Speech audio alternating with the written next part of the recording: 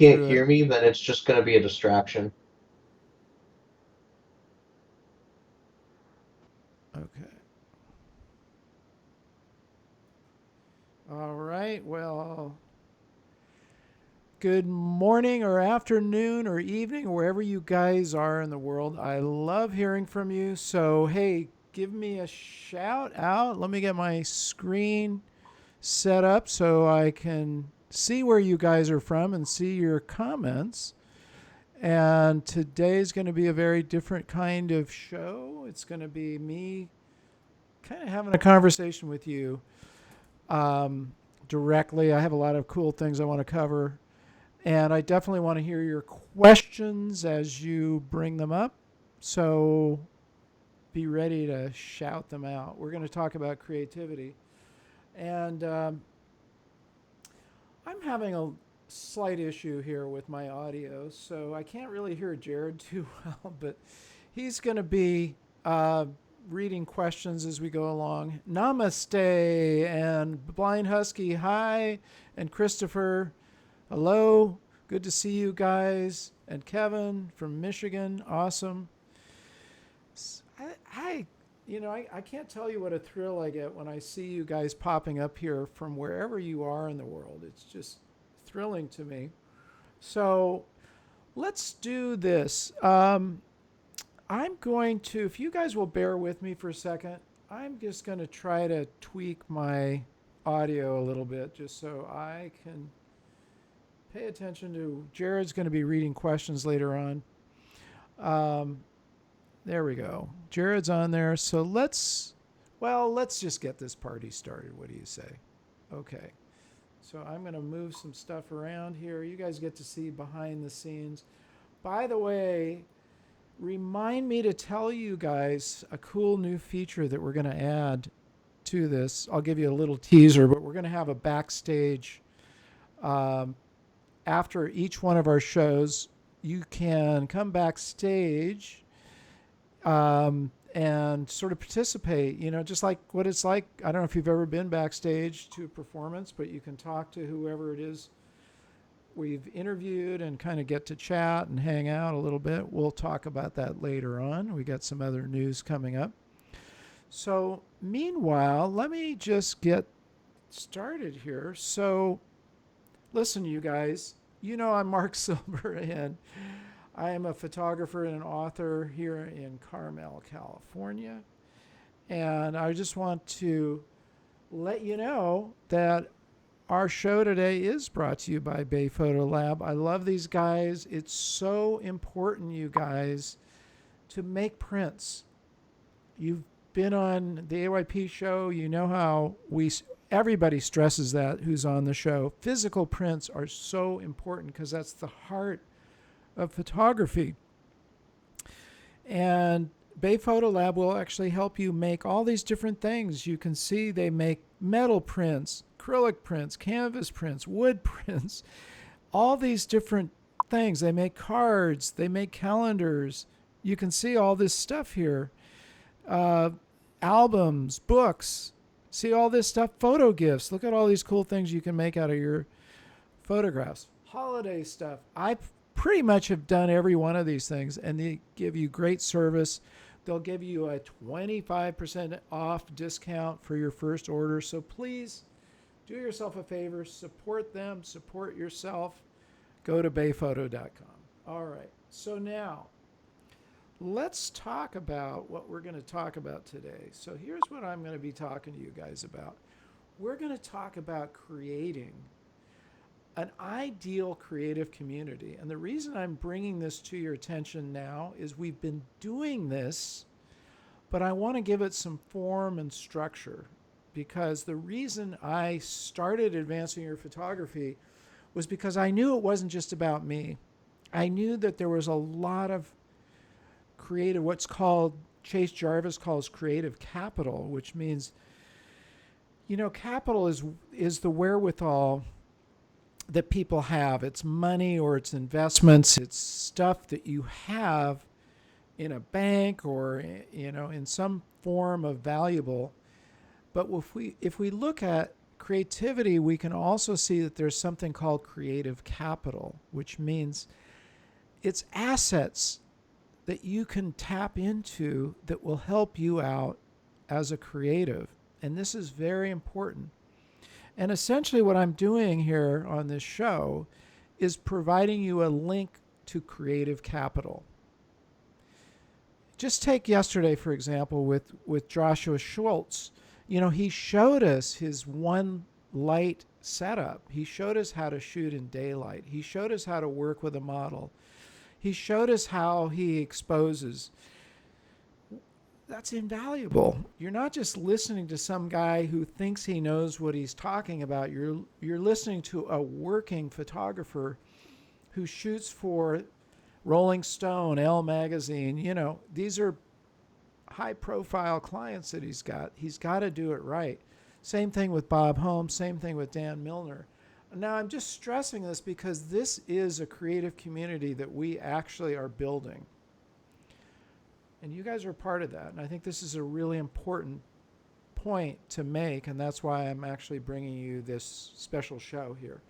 So I want to just, first of all, let's define creativity and what it means to create. And this is from the Oxford Dictionary.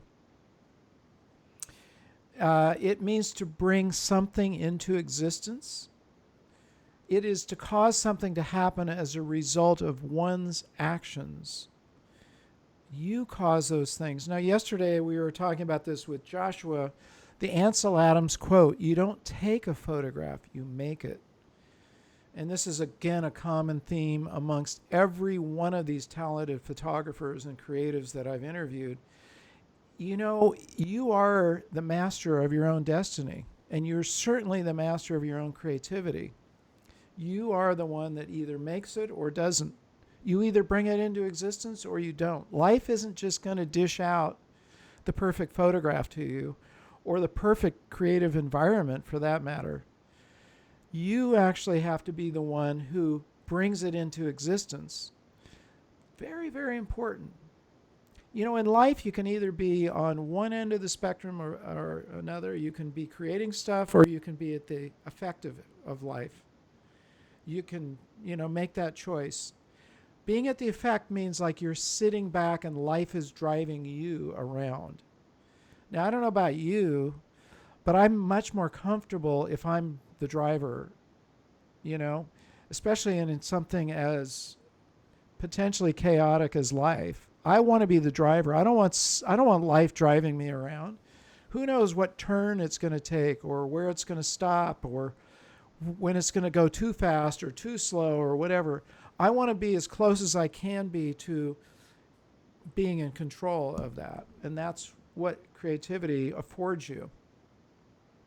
It has a very interesting derivation. It's from late Middle English, which means, 1400s probably. And it means to form out of nothing. But here's what they considered to create means. It's used of the divine or supernatural being because it's something that they considered the divine or supernatural being was bringing into existence. So if you and I mentioned this in my book, Create, if you really kind of follow that train of thought, somebody who's creating something is sort of like a divine or supernatural being. And I think we revere people in our culture accordingly.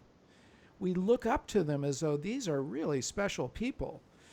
The photographers we've interviewed, or somebody like Steven Spielberg, who's produced unbelievable films, or a musical group, whether it's a modern musical group or the Beatles, who I happen to love.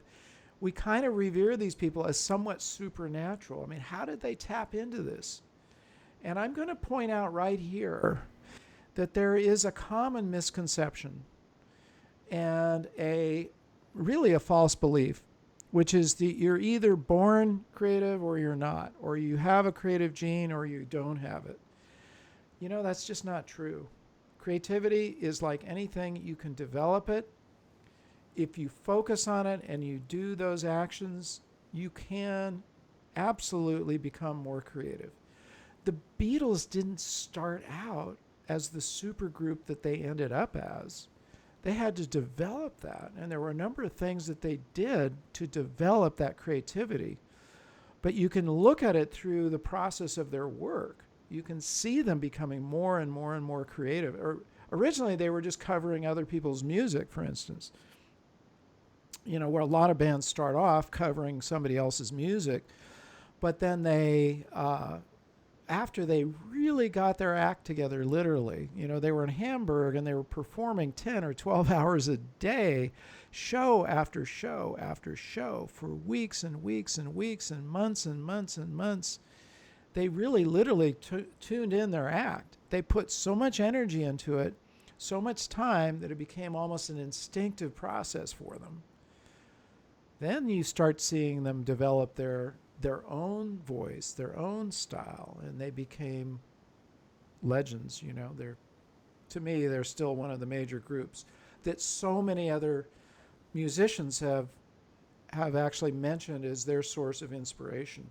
And it's the same thing in photography. You listen to a Bob Holmes, he wasn't a pro photographer. He was an architect. He taught himself, but he put in the hours. You hear about his stories of going on these National Geographic assignments for months on end and just sending in rolls and rolls and rolls of film that he never even processed. He didn't know which ones they were going to pick. So he had to send in good stuff. But he went through that process of fine-tuning his creativity. He talks about how when he first started photographing the landscapes, he kept people out of them. Hey, I did that. And I kind of went through that whole thought process. Oh, I just want a picture of a mountain. But it's interesting when we talk about creativity, life is different than the physical universe. Life is different than the stuff that you take, like a mountain. That's physical stuff. Life is more interesting. Life is us. Another person is life. A cow or a dog is also life. And it becomes more interesting when you add life to your photographs. And that's probably one of the biggest secrets right there, is how do you add life to your work? How do you add life to your photograph? You create it. You put it there. And that's a conscious decision, when we're going out. So, okay, so here's the thing. Visualization is the key, and I mentioned that in a couple of places. One is in this book right here, Advancing Your Photography. This is a good book, by the way. I'm being objective. I wrote this book after thousands of hours of interviews on my channel, after years. In fact, you can even trace back some of my videos where I started talking about what this book became. I even wrote a small ebook, I think it was in 2006, which contains kind of the core of this book. And 11 years later, after, again, thousands of hours of interviews with these top pro photographers, my own exploration, I codified it into a system. And one of the reasons I wrote this book is because I noticed there wasn't one single handbook for photography. I was trying to learn digital photography. I had gone away from photography for decades, and I came back to it in the early 2000s when the digital era really was starting to blossom. But I had to learn photography all over again. And I looked for, where's the one book that's going to tell me how to do this? And there wasn't one. So that was my goal, was to provide one handbook that you could literally put in your camera bag. I made it that size. Carry it around with you, refer to it, and not have it go out of date. I very carefully stayed away from technology that was going to go out of date quickly. I tried to keep it about the fundamentals of photography, which are the most important points. Another clue to creativity: focus. Always, always, always focus on the fundamentals. And that's why you'll hear Bob Holmes talking about study art, study the masters, while you'll hear a fantastic photographer like Joey L. talking about how he studied the master painters to look at not only composition but how they used light. I mean, those guys figured it out. And listen, whether you are using a paintbrush or a camera lens, you're still dealing with the same commodity, which is light, life, and the physical universe. Those are your components. Light is part of the physical universe, and it's changed by life itself. Look at Vermeer. He used one source of light, a north-facing window. This happens to be not a north-facing window, but he used a north-facing window that fell on his subject on one side. The other side was shaded. It's beautiful light. Absolutely, you can always put Vermeer lighting together with no money at all. Get your north-facing window, block off all the other light sources, and you've got Vermeer lighting. It's gorgeous light. Now, this guy perfected it. Use it. That's tapping into the creative currency that I was talking about a moment ago. So going back to this book, the first thing and the core of this entire book is one word: visualization. Visualization means to see in your mind's eye before, in this case, before you press the shutter or before you do anything that's creative. I had to visualize this book. As I said, I wrote an ebook and I visualized the entire book before I wrote it. It doesn't mean it didn't change in the process, but I visualized it. And this is the most important lesson. If you forget everything else I've said, everything else I will say, listen to this. All creativity boils down to and starts with visualization, and you will hear that from every person I interview in one way or another. They do not go out and just press the shutter. They have pre-visualized what it is that they want. They have pre-visualized what equipment they're going to use, even how they're going to process it in their post-production, and where they're going to use it, because often it starts right there. Like where I'm going to use a photograph could determine how I capture it. If it's just going on Instagram, I can use my iPhone, right? But if I'm going to make a huge wall-size print out of it, I'm not going to use an iPhone. I'll show you some examples where I tried that. I am going to get the highest resolution I can, but that's part of my visualization process. So the biggest secret is this, and the biggest misconception or false belief is that some people have it and some people don't. Not true. Yes, some people have more talent than others. I will absolutely grant that. But they still had to develop it. They still had to take that talent and do something with it. They had to harness it. They had to work at it. They had to put their energy behind it. It didn't just fall out of the sky. And I've given you the example of the Beatles. Take every great artist, you'll find out how much work they did to get where they ended up. Okay, now let me switch over here. I'm gonna give you some. I'm gonna take a break here for a second and look at some of your guys where you've been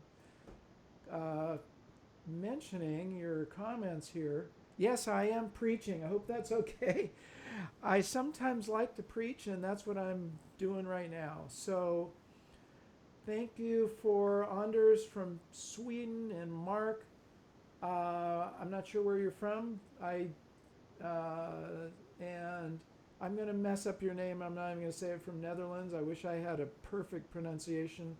Cornell from Romania and Michelle from Jordan.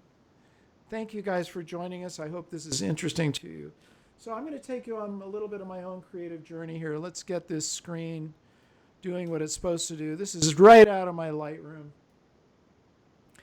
I have a little collection that I put together yesterday let me move things around here a little bit so you can see my own history. I started out as a photographer really when I was about 12 years old. I discovered the darkroom. I was going to a rather creative school, which had the advantage of fostering creativity, but leaving out minor things like spelling and grammar. I never learned grammar until much later, and I still don't know how to spell. I'm the world's worst speller. I actually have to consult Surrey on what you guys would think are really simple words.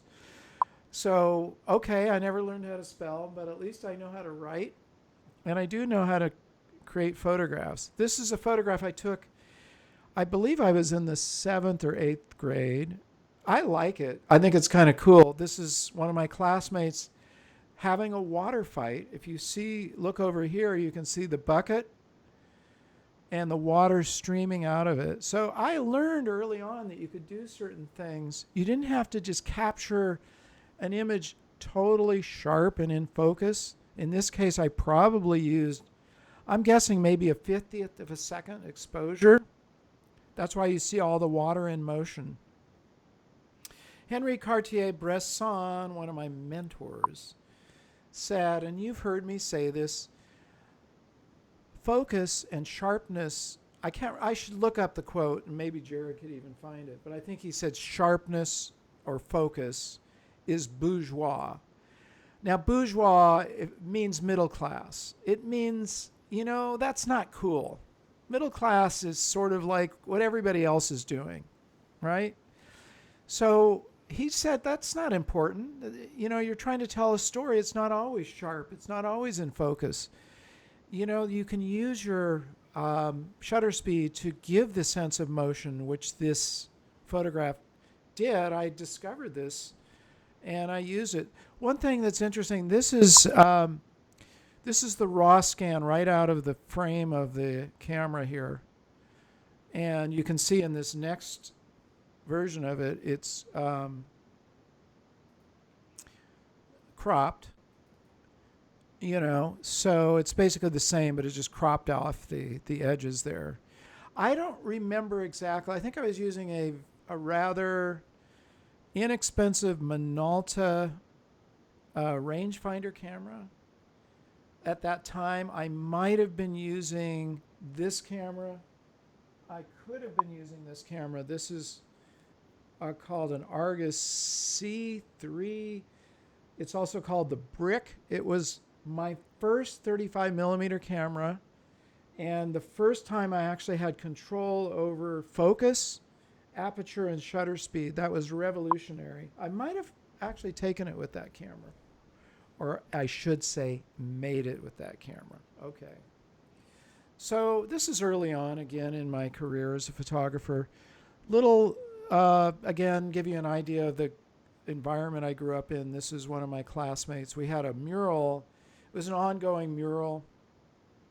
She's painting it. I'm looking over her shoulder. Again, I'm 12 or 13 at the time. This is a little older. I was in high school. Self-portrait. This is what I looked like in high school, guys. I wish I still had that hair. I was a little moody there. You can kind of see that. I wasn't really that happy at this point. If you've read my book, you hear the story about how I actually ditched high school in my senior year. I got out of my senior year, last half of my senior year of high school, and I went to Mexico, and that's where I got to take all those photographs. But this is before that happened. I think I was pretty unhappy. You can see it in my face. Now, one thing I kind of like about this picture, when you're photographing people, you want to capture their emotion. I could have smiled at the camera. I could have faked it. I didn't. I actually revealed, hey guys, this is the way I feel. This is what life looks like to me. I'm kind of bummed out. I think what's interesting about what I'm wearing is this was in the 60s.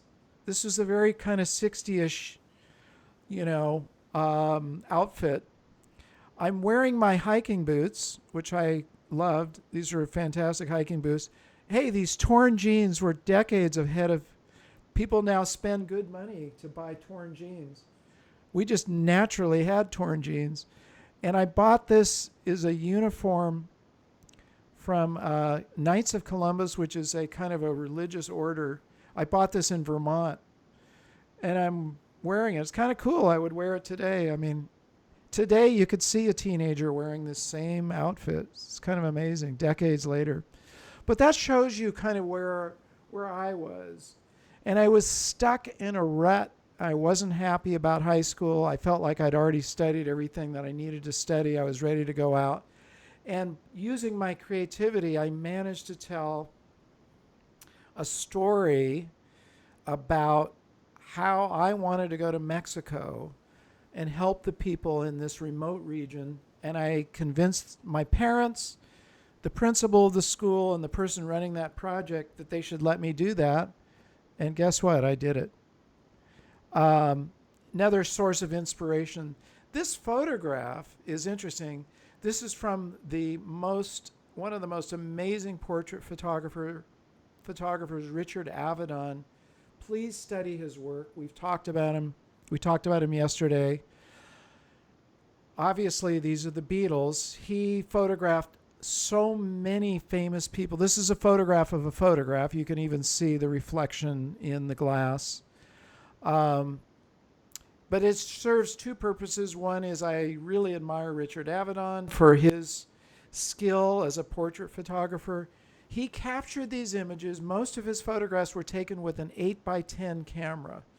8x10, you guys. So here's the size of film in an 8x10 camera. This is 8.5 by 11, so it's slightly bigger. But imagine going to about where my finger is here and maybe to here. That's the sheet of film. That's how big the negative is. It's very expensive. It's not something you just carry around in your hands. You have to put it on a tripod, and you have to really think and visualize what you're going to photograph before you press the shutter. You do not want to waste your film and your development. And we were talking about that with Josh yesterday. One of the things about film that it teaches you to slow down and really look and also visualize, because there's no back of the camera that you can look at. He couldn't look at the back of the camera and see John Lennon and go, oh, that one's perfect. You had to use your light meter. You had to slow down. And he captured these guys very differently. Look at their expressions. John Lennon is sort of looking at him, sort of not. It's as though he's, Lennon, he's got that. Imagine, like this guy is full of imagination. Probably his most famous song is Imagine. Paul's not even looking at the camera. I don't know what he's looking at, but it kind of draws our attention. I wonder what he's thinking about. George Harrison, bam, right into the camera. Very direct. Same thing with Ringo. So we have this, in the photographs themselves, we have the variation of life. Because when you photograph people, you don't know what you're going to get. That's the quantity of life. That's the part of life that makes photographing people so interesting, and why I like to include people in my photographs. Okay, this is actually one of my photographs from Mexico. I just put it up on my Instagram. It's never been on Instagram. The funny story about this is in a little village called Ahoya, Mexico, in a part of Mexico called Sinaloa. Unfortunately, it's been taken over by the drug lords. But this was taken in 1969. It looks like a cowboy from the west, the early west of California, maybe in the early 1900s. He's a cowboy nonetheless. And he let me enter his world. He let me photograph him. And I should have posted along with it. I have two negative exposures before and after this, which I should bring up, and I didn't prepare those, but he let me into his world, which is also another key part of creativity. You got to enter the person's world, or else You're an outsider. I'm inside this guy's world. I'm not standing outside of it.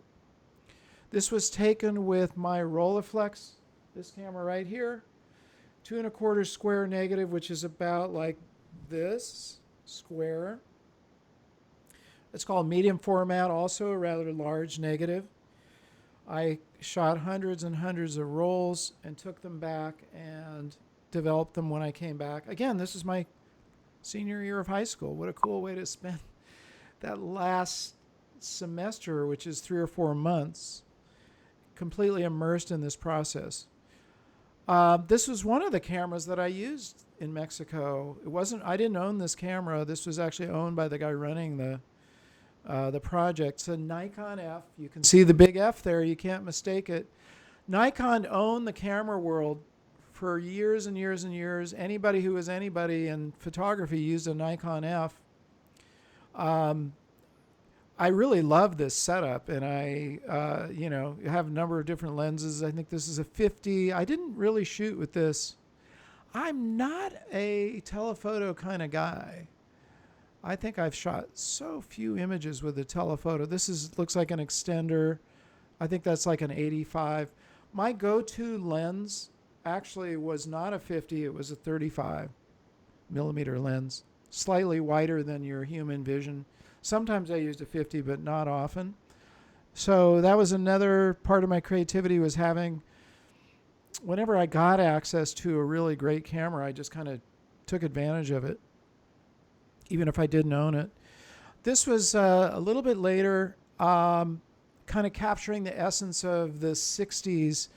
This was the Big Sur Folk Festival. Now, for you guys who've been around a long time, you've all heard of Woodstock. Woodstock, everybody's heard of Woodstock. Woodstock was the biggest gathering, maybe to date, certainly up to that time, of musicians. It was a big mess. I mean, I could have gone to Woodstock. I was living nearby. I didn't want to go to it because I heard it was just going to be this overwhelming number of people. I don't like to go to those kinds of things. I don't relish like hundreds of thousands of people all being in one place. I didn't know about all the problems they were going to run into, but I kind of could guess. So I said, I don't think so. But a month or so later, on the West Coast, in a little place called Big Sur that I live 45 minutes away from. I'm actually right on the edge of Big Sur. It's unbelievable, and you've seen some of my photographs. They had a small version of Woodstock, which had 300 people. And I took, again, my Rolleiflex and captured that. I am hoping one of the projects I want to do really soon is I want to scan all those negatives and put them together as a book, because I haven't scanned all of them by far. This was one image. I love this photograph because it's got a lot of things you've heard, us talking about. Why is this railing, why is this on an angle? I knew how to level my camera, but I decided to put it on an angle because it kind of says something about the times even. And you have the layers here. In the foreground, we have this bush. We have these people in the middle ground. And then behind them, this guy's sitting on the other side of that window. And there's a reflection. So we've got 3 layers here. I didn't know about this stuff back then. It was just part of my kind of like, well, I think this would make a really cool creative image. And it tells a lot about the times these people were watching that concert. And I did something which I think is also cool. I mean, obviously, what are you going to focus on during a concert? The music, what's happening in the other direction. But I turned around, and without disturbing any of these people, the only one that's even looking at me is this guy. The rest of them are not even paying attention to me. They didn't just go, oh, what's this dude with a camera? Why are you taking my picture? I managed, even though a Rolleiflex isn't something you can just sort of hide, I managed to capture this without really interrupting them, which I believe also is another important point. And we've heard like Ed Koshy talk about that, Bob Holmes, You, again, are trying to get inside, not be an outsider, making the photograph. Uh, Imagine, well, this is John Lennon. This is in Strawberry Fields in New York City, is dedicated to John Lennon. He was shot. He lived a couple of blocks away at the Dakota, which is a very fancy apartment building. He was shot a couple of blocks from here. And they put this mosaic, imagine, and people come along and do this decoration all the time. Now, I like this photograph. It's not really, okay, I didn't make the mosaic. I didn't put any of those things there. I was just the guy with my iPhone capturing it, but I think it says a lot. I also use it as an example of radiating lines is a composition tool. Everything radiates out from imagination, which is visualization.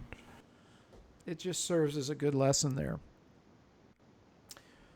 I love this photograph. This is my grandson, Quinn, who's about to turn 10, so he's quite a bit younger here. His birthday is on the 4th of July. He doesn't really like to have his photograph taken. It's interesting. He calls me G Diddy.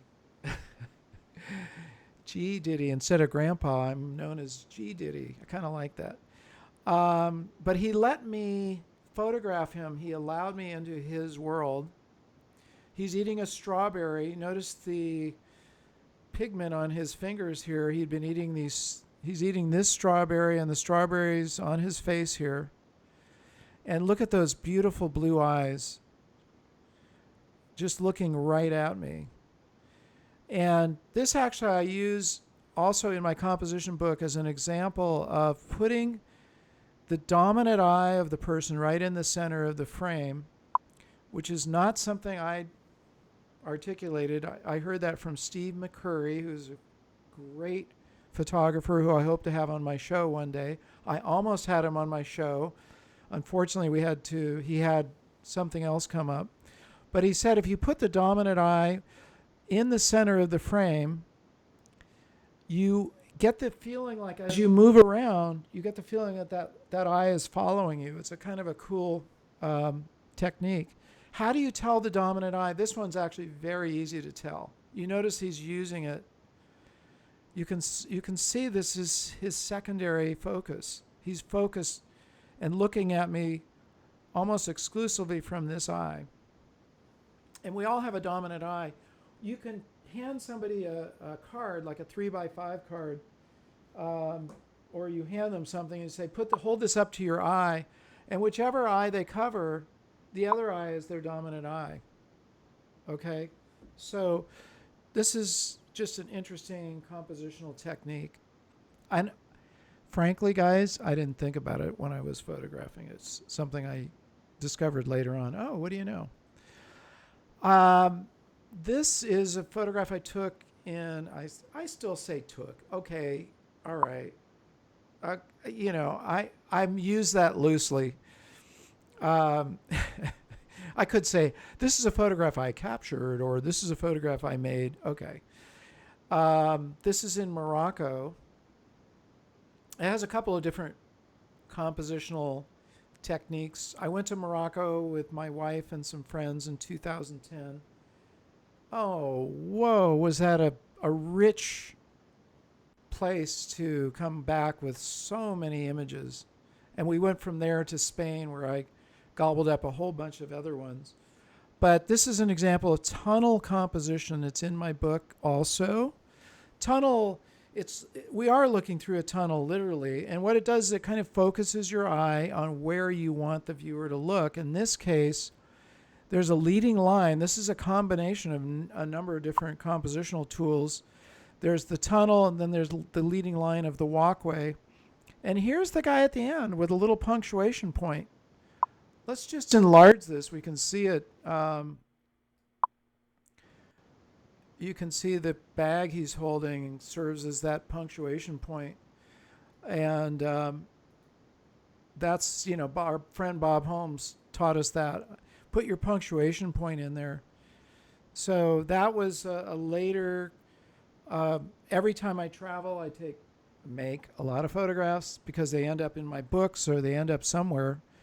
Um, this is every now and then I kind of go, just sort of what do we call this? Free form. There, I suppose you could call it any number of things. Um, the again, focus is bourgeois. We get this incredible um, uh, skylight and the guy walking up the stairs, or several people walking up the stairs. This is in the Salvador Dali Museum in Spain.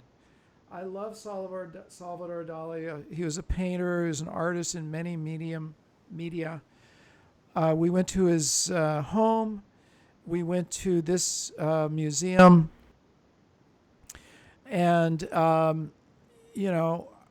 think this says something about Dali himself. You can see some of his works hanging over here and over here. Again, he worked in many different art forms. Super creative guy. He just became a source of creativity. No matter what he was doing, he was always pumping out something creative.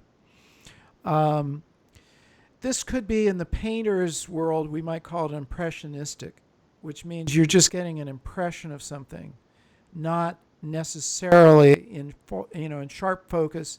So it's an impression. We have the impression of these people, and it's sort of juxtaposed. It's contrasted with this being in sharp focus, which is another compositional technique.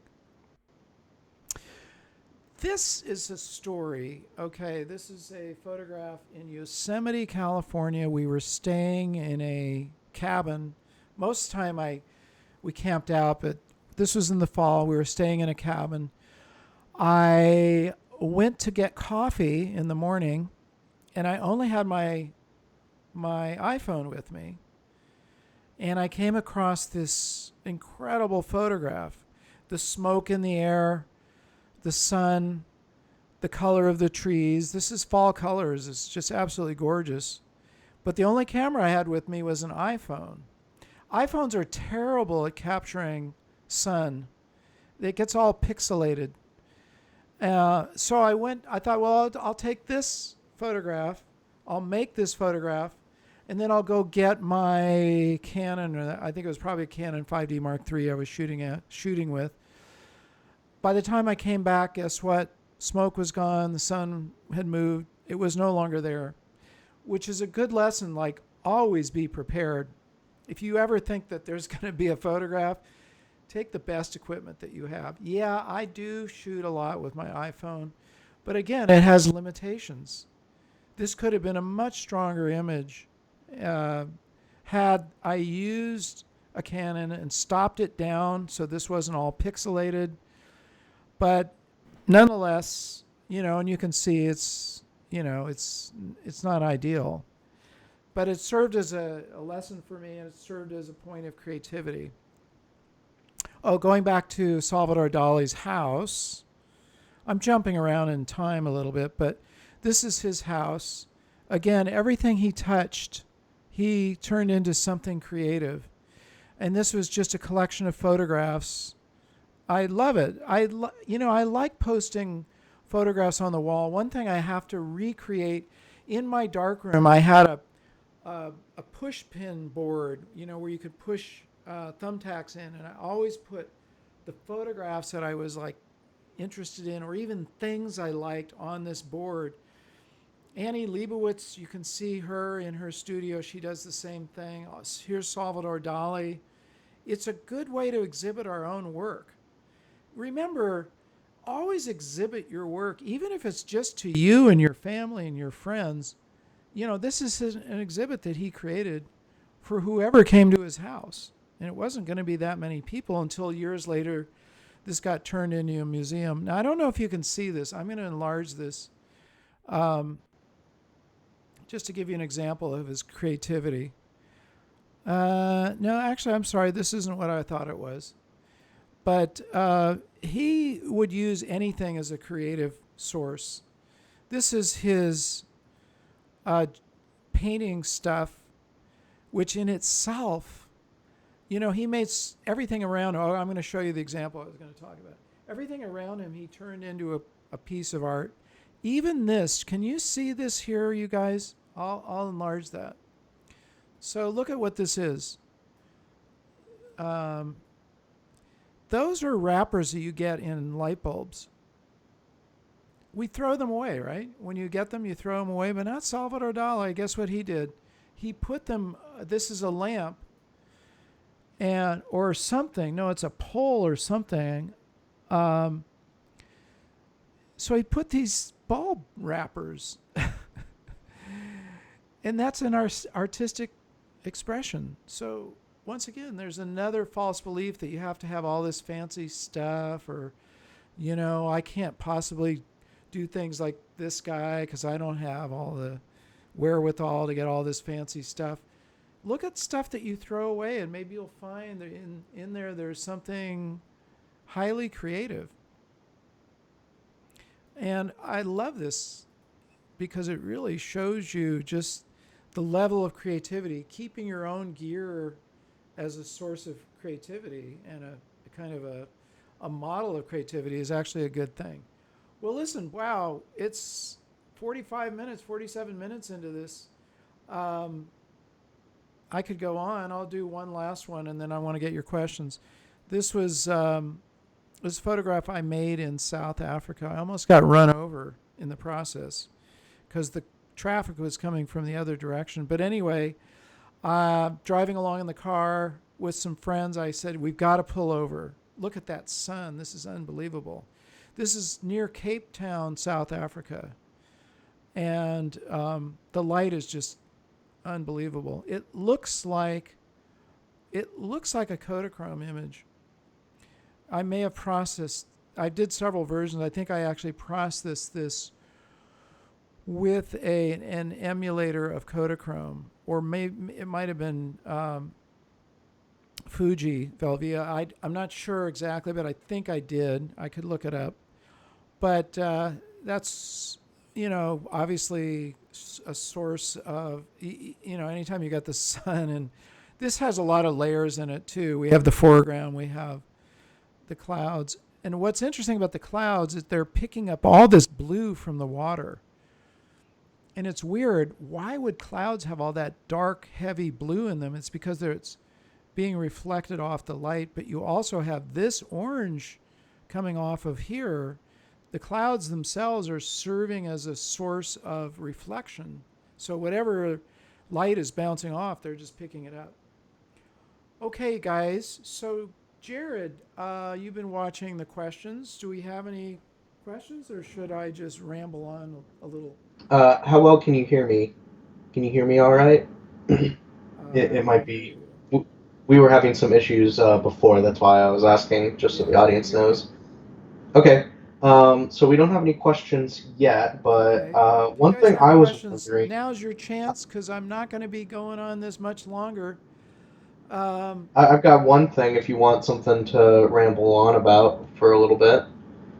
I have a question of my own. sure, go for it. So my question is, I know Bob Holmes has talked about how like one of his big inspirations for getting into photography was day books. I think Yeah, specifically Ansel Edward Weston's Adams, day books. or yeah, Edward Weston's day books. Yeah, that's who it was.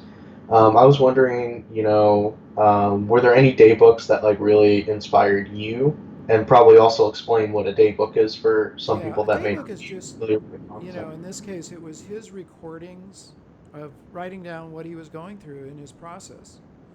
It's journaling. It's another way of saying a journal, which I highly, highly, highly recommend to you guys. I journal every single day. And what Weston did, which is what you should do too, I recommend, keep your journal and don't make it fluff. Make it about what's really going on. He would write about his challenges. If you saw my film with Edward Weston's grandson, we talk about, he has this, probably his most famous photograph called Pepper Number 30, 30 different images to expose this one pepper. And he finally came with number 30, and he said, "This is it. I got it." He actually went on after number 30, but he wrote about that in his day books. Um, yeah, probably my biggest source of that kind of inspiration was Ansel Adams. I read all his books when I was pretty young, when I was still a teenager. So that was my source of inspiration.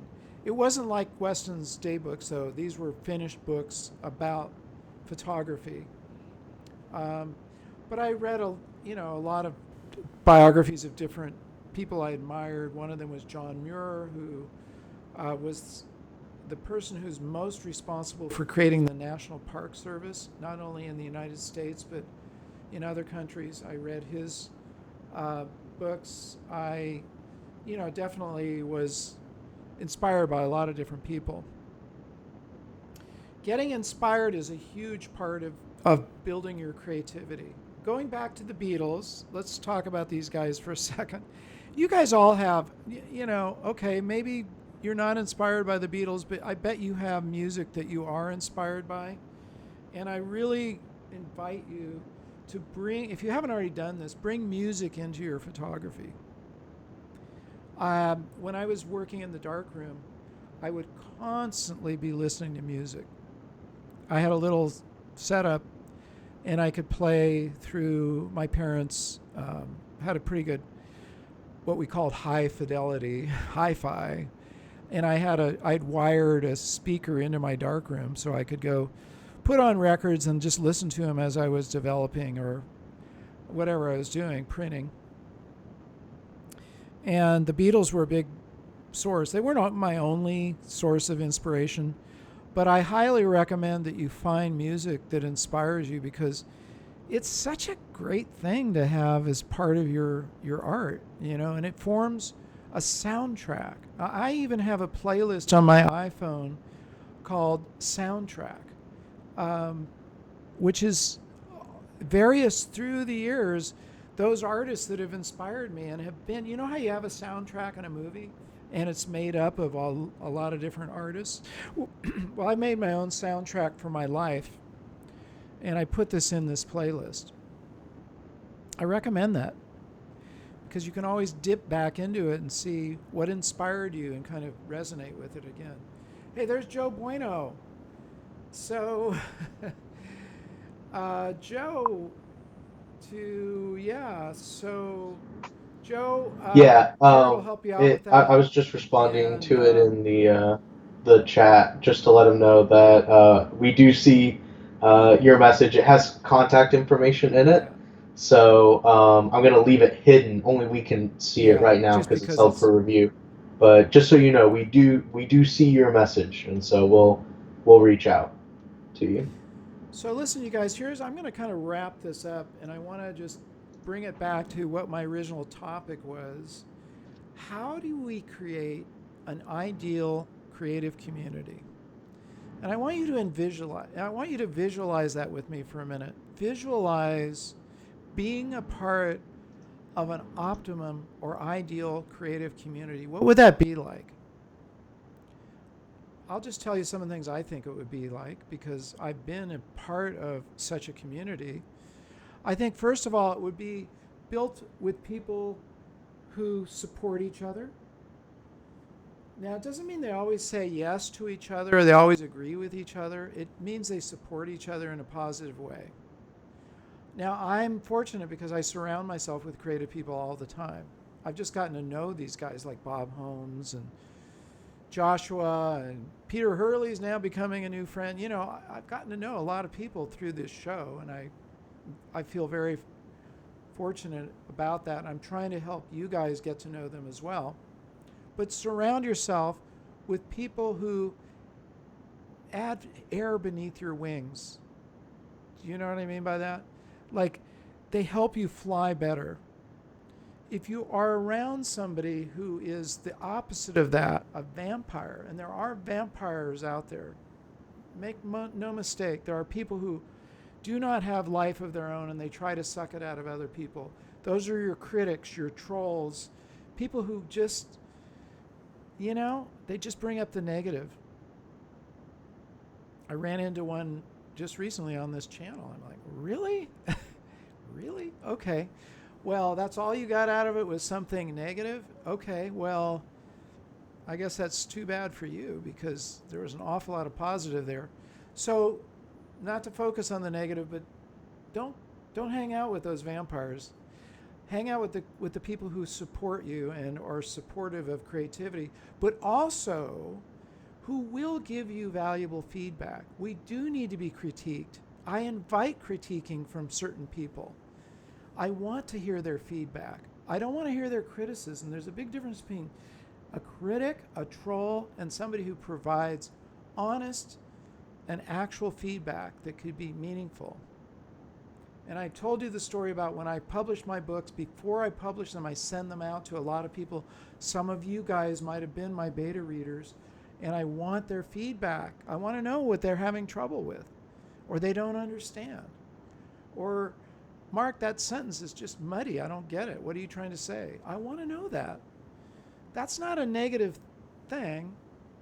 And I do separate, if I just get trollish remarks, I don't pay attention to them. But I want to know, like, this didn't make any sense to me. Could you clarify it? Absolutely. Thank you.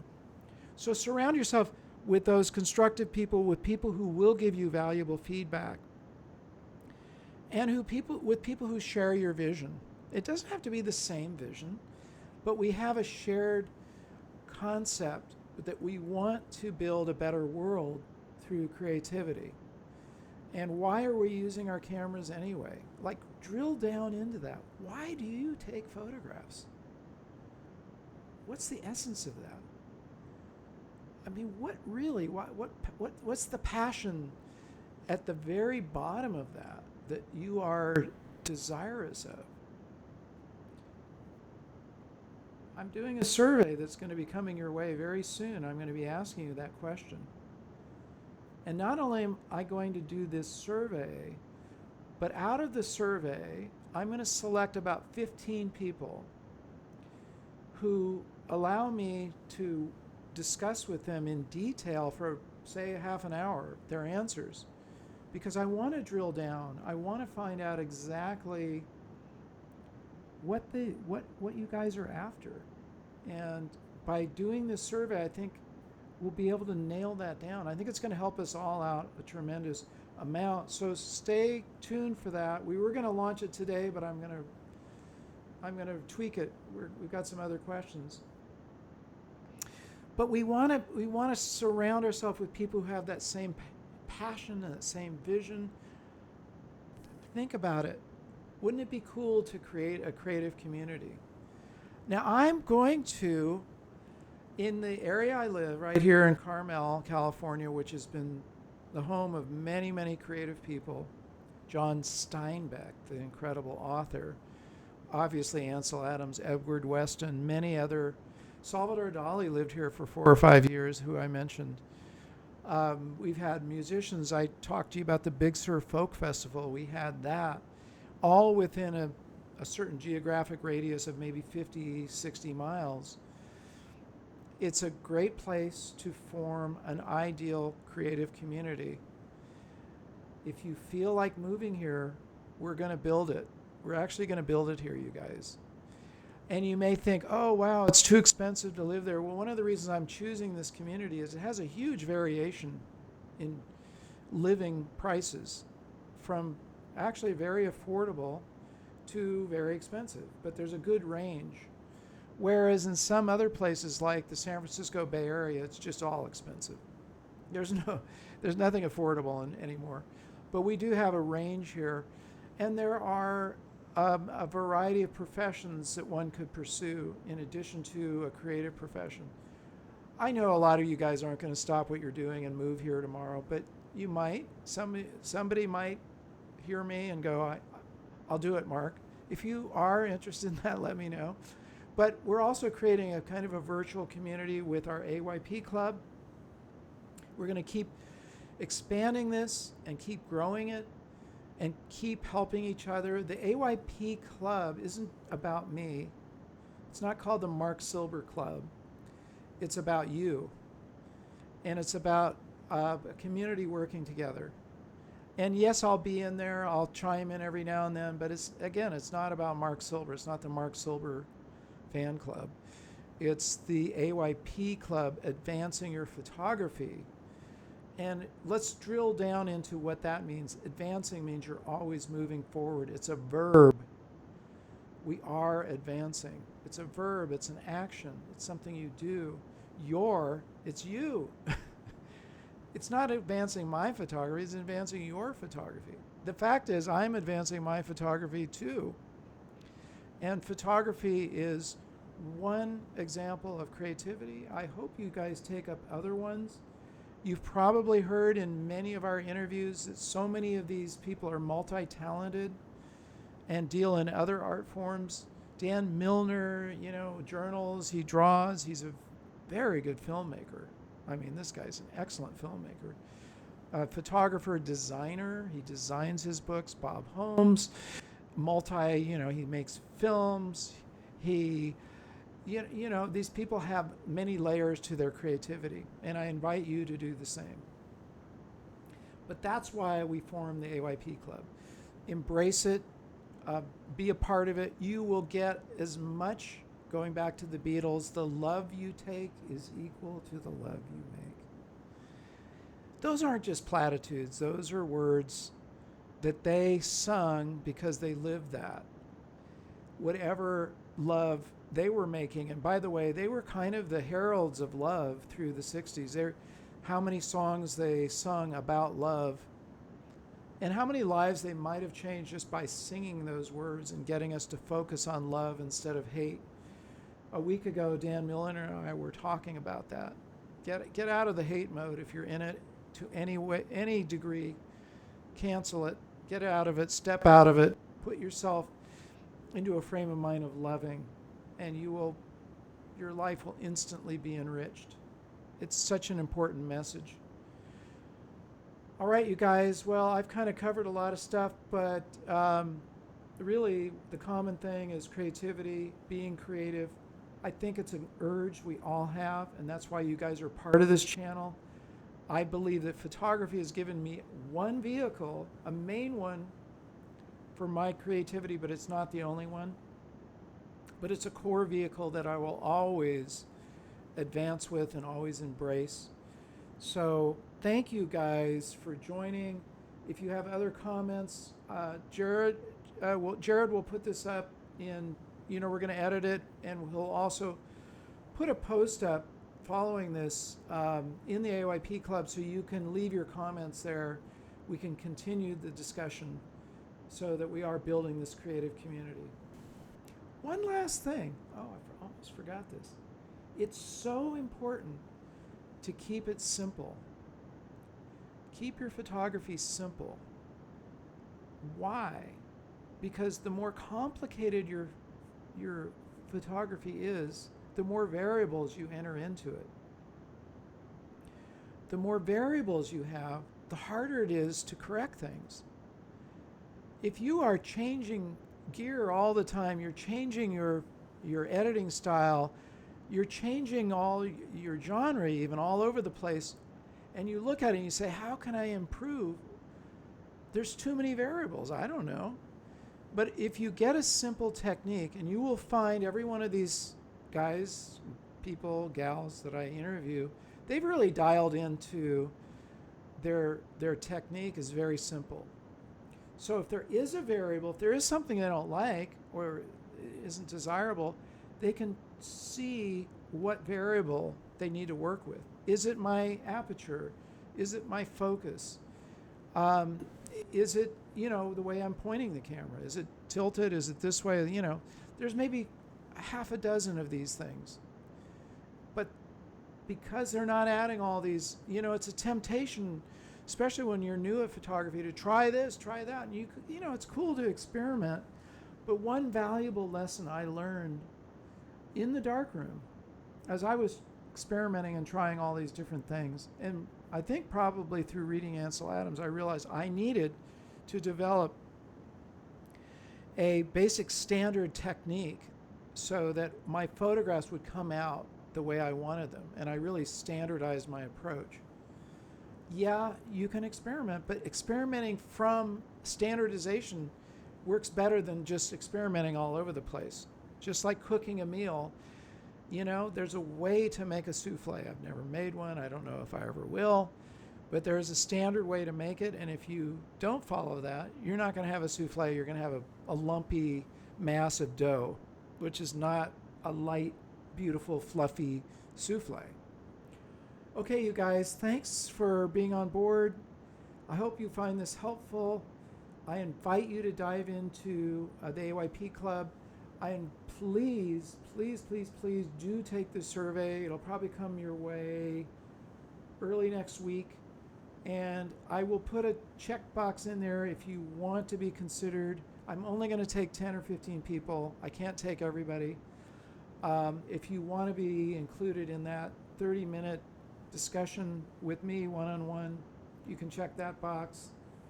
And please help us get the word out for AYP. We are creating AYP ambassadors. You'll see that in the survey. I alluded to a backstage pass.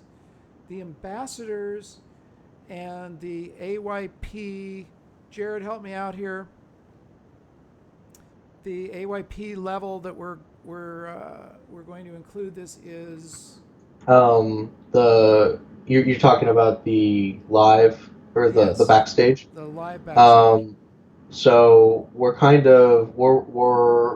on reworking a little bit the AYP Insider because plans changed. The idea that we're currently working with is that the second level, the $5 level, will include it live, Yeah, and then the $2 level will include it like you can watch it after it's been done. So if yeah. you do the $5, you can join us live backstage, and then if you do the $2 a month, you can watch it later when it's done as a video on demand. So the way it's going to work is after the show, every one of these shows, we have a little chit chat with whoever it is, and it's different. It's less formal, and maybe 10 or 15 minutes.